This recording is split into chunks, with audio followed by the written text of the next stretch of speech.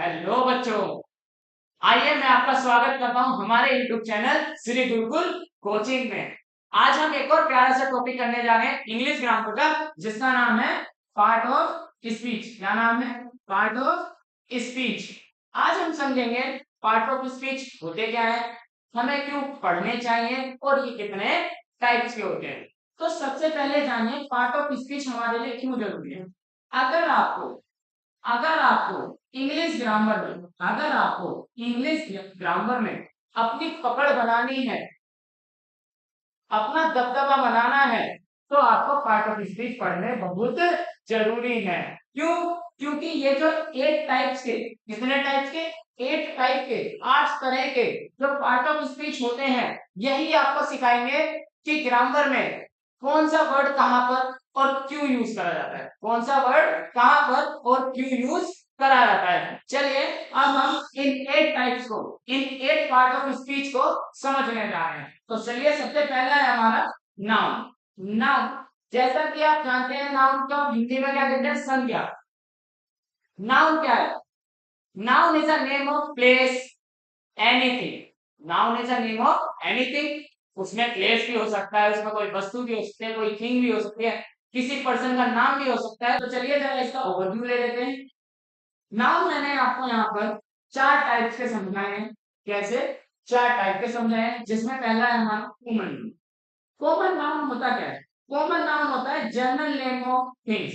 General name of thing, किसी भी वस्तु का कॉमन नाम, जनरल नेम। तो उसे हम क्या बोलते हैं? कॉमन नाउन बोलते हैं। जैसे आपका यहाँ डॉग हो गया, सिटी हो गया, कार हो गया, एक्सेट्रा।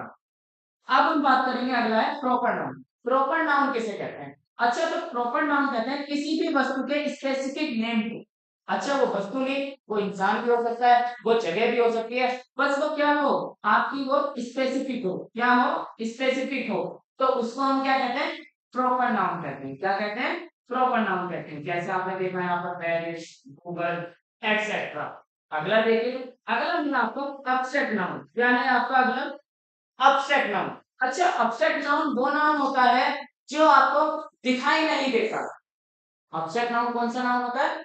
जो आपको दिखाई नहीं देता, आप उसे छू नहीं सकते, बस आप उसे क्या कर सकते हो? ओनली फील कर सकते हो। क्या कर सकते हो?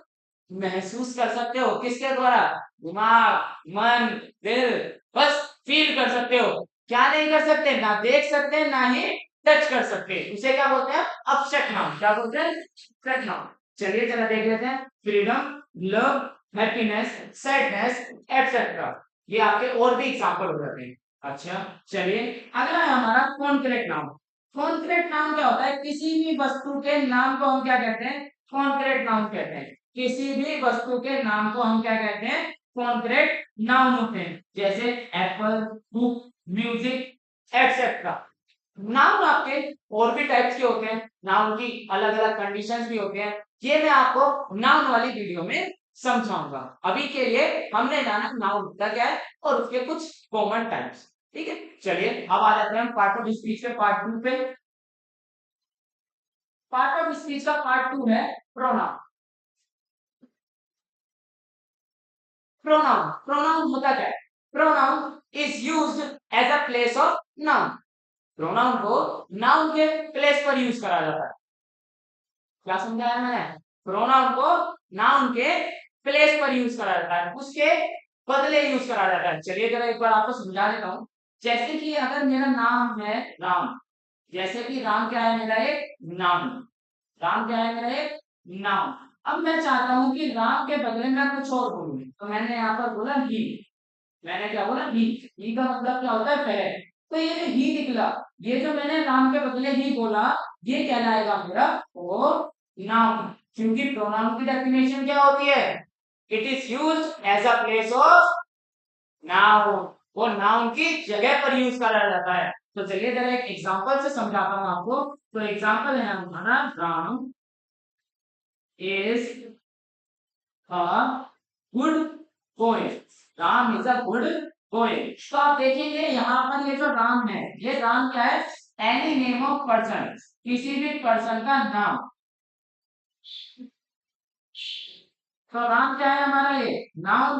तो अब मैं इसके बदले क्या यूज करूंगा, मैं इसके बदले यूज करूंगा ही। तो मैंने बोला he is a good boy, he is a good boy. तो ये क्या हो गया आपका, ही क्या कहलाएगा, ही कहलाएगा आपका प्रोनाउन। क्या कहलाएगा बच्चों, प्रोनाउन। क्योंकि नाउन के बदले जो यूज करा जाए वो क्या कहलाता है, प्रोनाउन कहलाता है। अब हम जानेंगे प्रोनाउन के टाइप्स।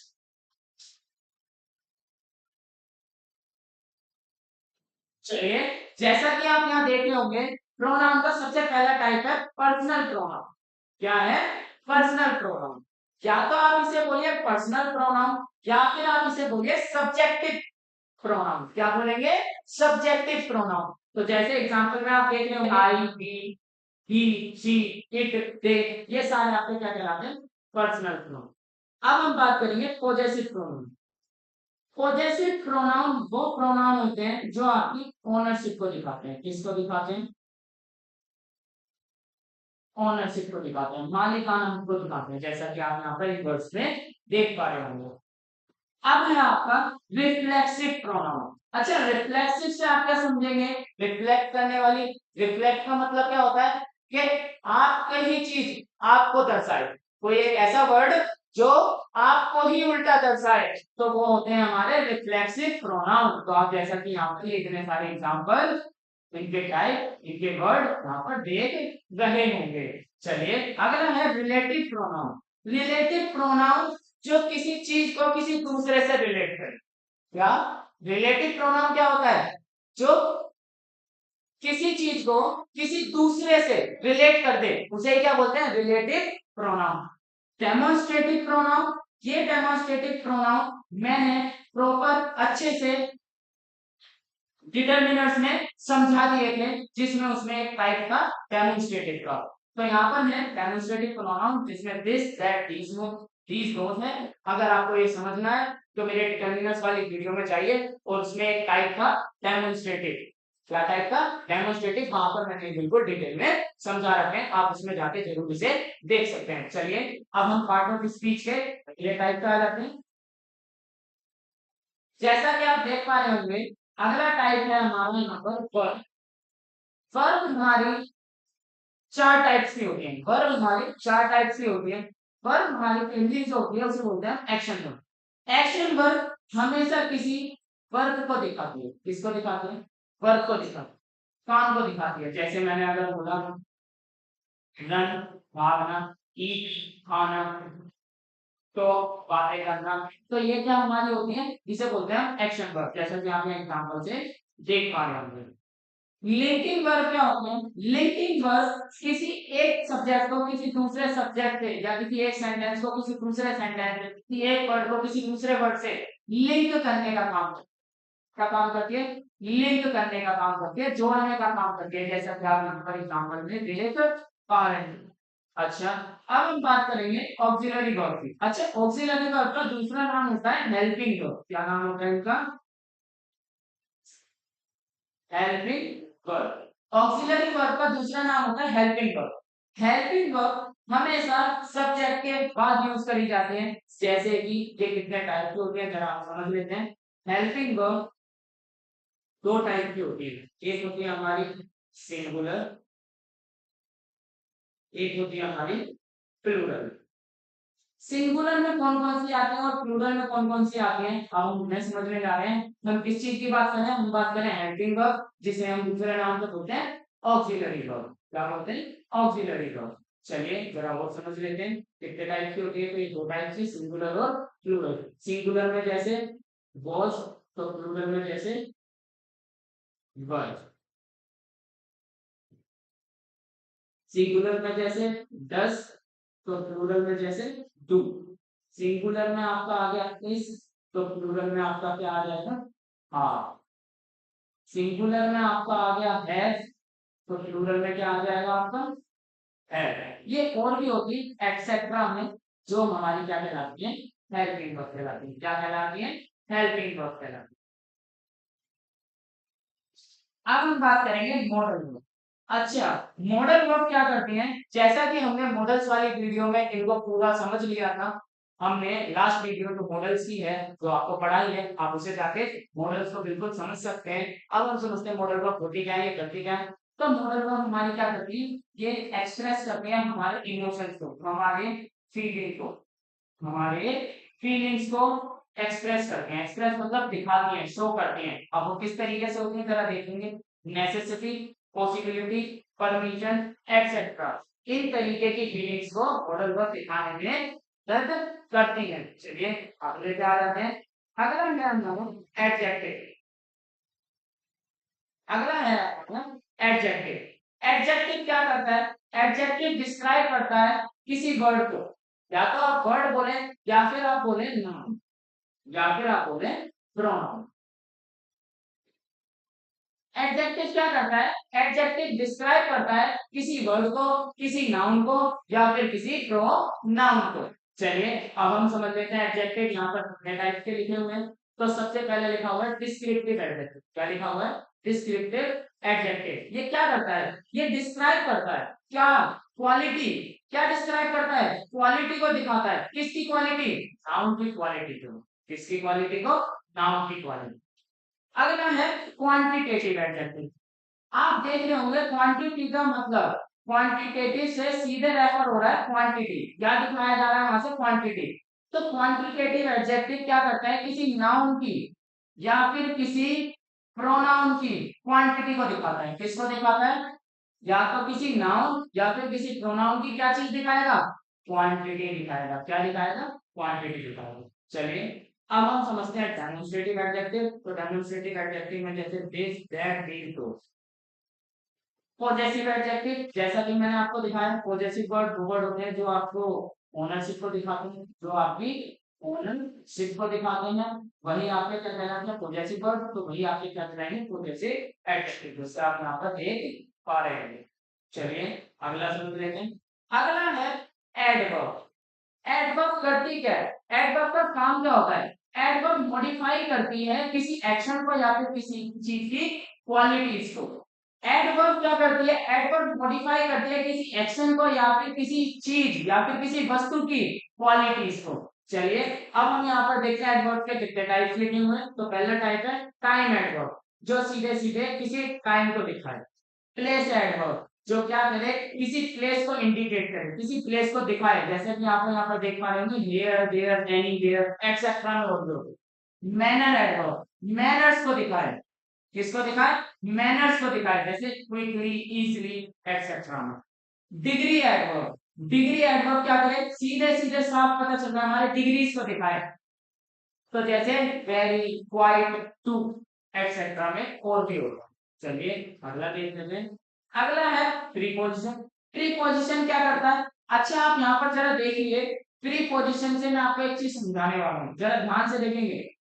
आप देखिए प्री और पोजिशन, प्री और पोजिशन, इन दो चीजों को मिलाकर, इन दो चीजों को मिलाकर एक वर्ड बना जिसका नाम था प्री पोजिशन। पोजिशन का मतलब क्या होता है, कोई भी स्थिति। प्री का मतलब क्या होता है, पहले। प्री का मतलब क्या होता है, पहले। और पोजिशन का मतलब क्या होता है, कोई भी स्थिति, कोई भी कंडीशन, कोई भी सिचुएशन, कोई भी प्लेस, कोई भी सिचुएशन।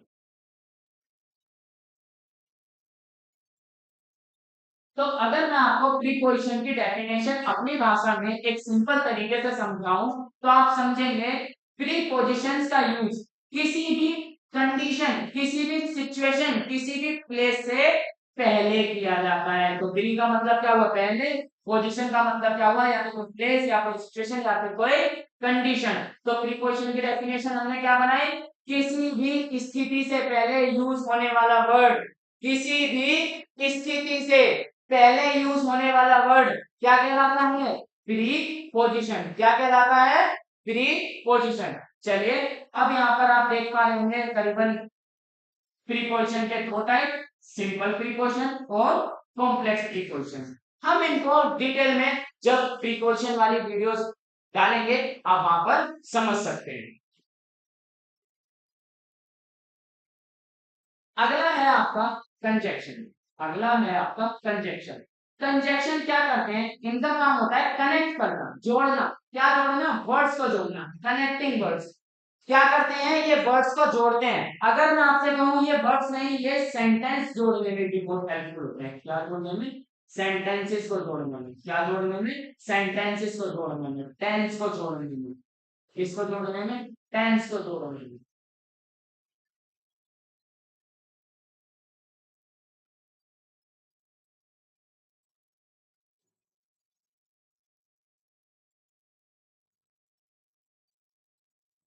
देखेंगे कि कंजक्शन होते कितने टाइप के हैं। तो जरा आप यहाँ पर देख पा रहे होंगे कंजक्शन, यहाँ पर हमने 3 टाइप्स में बांटे हुए हैं। पहला कोऑर्डिनेटिंग, सबऑर्डिनेटिंग, कोरिलेटिव।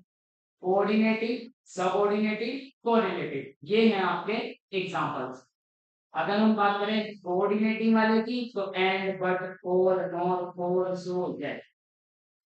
अगर हम बात करें सबऑर्डिनेटिंग वाले की, तो बिकॉज, ऑल्दो, इफ, व्हेन और फॉर भी हो सकते हैं, एक्सेट्रा। कोरिलेटिव, कोरिलेटिव में क्या होता है, ईदर और, neither, nor, both, and etcetera में हमसे और भी होते हैं। इन सबको हम डिटेल में अगली आने वाली नेक्स्ट वीडियो में समझेंगे। चलिए, अगला है हमारा इंटरजेक्शन। इंटरजेक्शन करता क्या है, इंटरजेक्शन फीलिंग को दिखाता है, इमोशन को दिखाता है, एक्सप्रेसिंग इमोशंस। क्या करता है ये, हमारी फीलिंग, हमारे इमोशन को दिखाता है। जैसा कि आप यहाँ पर देख पा रहे हैं, जैसे वाओ, हेलो। और इंटरजेक्शन क्या करता है, ये हमारी फीलिंग और इमोशंस को दिखाता है। तो आप देख लीजिए, ये जो एक्सक्लेमेशन मार्क लगा हुआ है ना, ये जो जैसा आप देख पा रहे हो वाओ के पीछे लगा हुआ है, ये क्या करता है, ये भी हमारी फीलिंग्स को दिखाता है। किसको दिखाता है, फीलिंग्स को दिखाता है, या फिर अगर मैं बोलूं तो इमोशन को दिखाने में ही यूज होता है। इसको पता है, इमोशन को दिखाने में। चलिए, जैसे आप यहाँ पर देख पा रहे होंगे एक्सक्लेमेटरी इंटरजेक्शन, तो यहाँ पर ये है ग्रीटिंग इंटरजेक्शन, तो यहाँ पर आपके ये है। चलिए, आई होप आपको ये वीडियो समझ आई होगी।